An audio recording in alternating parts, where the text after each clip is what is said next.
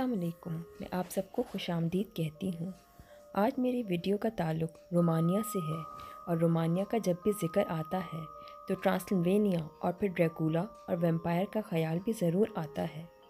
हम इस वीडियो में देखेंगे कि वैम्पायर और ड्रैकुला में क्या फ़र्क है, ये असल में होते हैं या फ़र्ज़ी मखलूक हैं, और व्लाद द इम्पेलर कौन था और इसे ड्रैकुला क्यों कहा जाता था। सबसे बड़ा फ़र्क वैम्पायर और ड्रैकुला में ये है कि वैम्पायर खून पीने वाली मखलूक को कहते हैं।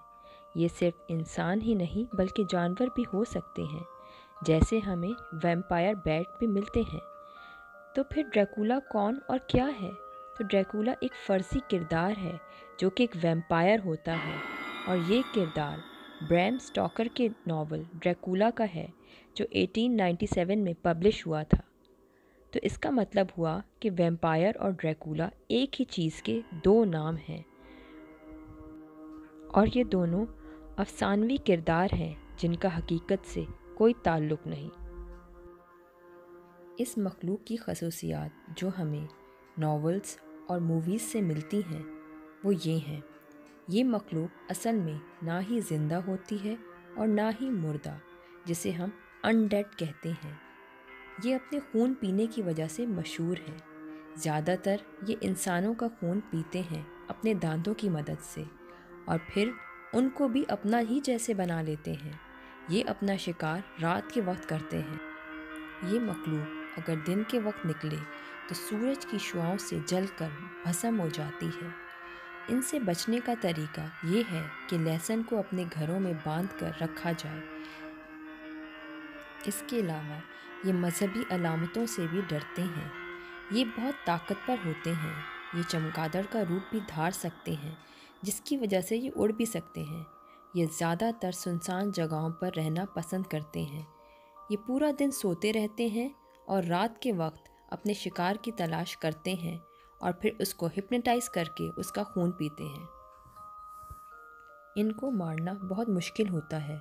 इनको सिर्फ मखसूस तरीक़ों से ही मारा जा सकता है, जैसे लकड़ी का डंडा जो आगे से नुकीला हो, इनके दिल या जिस्म में खोंपा जाए, या फिर इनके जिस्म के टुकड़े टुकड़े कर दिए जाएं, और इनको मखसूस किस्म की गन से भी मारा जा सकता है।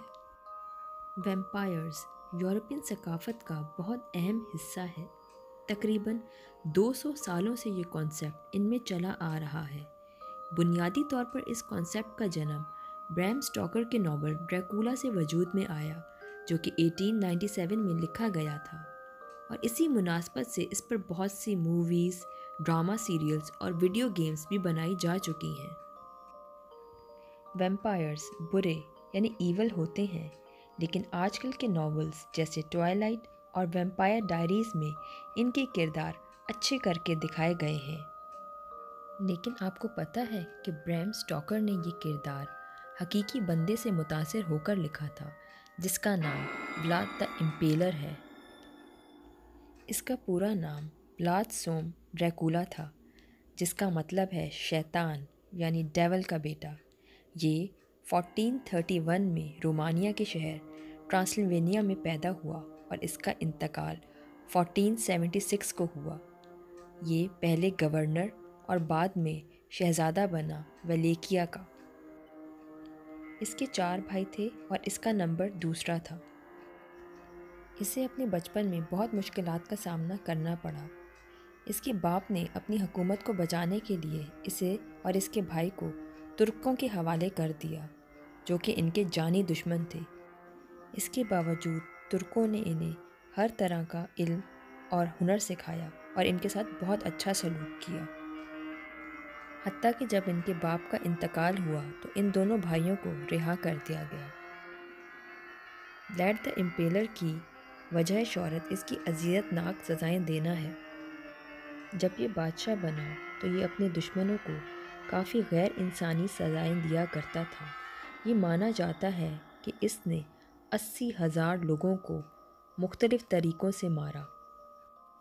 इसकी दूसरी वजह शोहरत इसकी बदकिस्मती है। इसने अपनी बीवी को खो दिया और फिर अपनी सल्तनत को भी खो दिया। وہ اپنی اس بدقسمتی کو ختم کرنا چاہتا تھا۔ اس نے اپنے آپ سے وعدہ کیا کہ وہ مرنے کے بعد واپس آئے گا اور ان لوگوں سے بدلہ لے گا جنہوں نے اس کے خلاف بغاوت کی ہے، لیکن جب وہ مارا گیا تو اس کی لاش کبھی بھی نہیں ملی۔ بہت سے لوگوں کا ماننا ہے کہ وہ مرنے کے بعد پھر سے زندہ ہوگا، اسی لیے اس کی لاش نہیں ملی۔ اسی سے متاثر ہو کر بریم سٹاکر نے کاؤنٹ ڈریکولا کا کردار لکھا تھا۔ آئی ہوپ آپ کو میری ویڈیو پسند آئے گی۔ اب آپ سے نیکسٹ ویڈیو میں ملاقات ہوگی، تب تک اللہ حافظ۔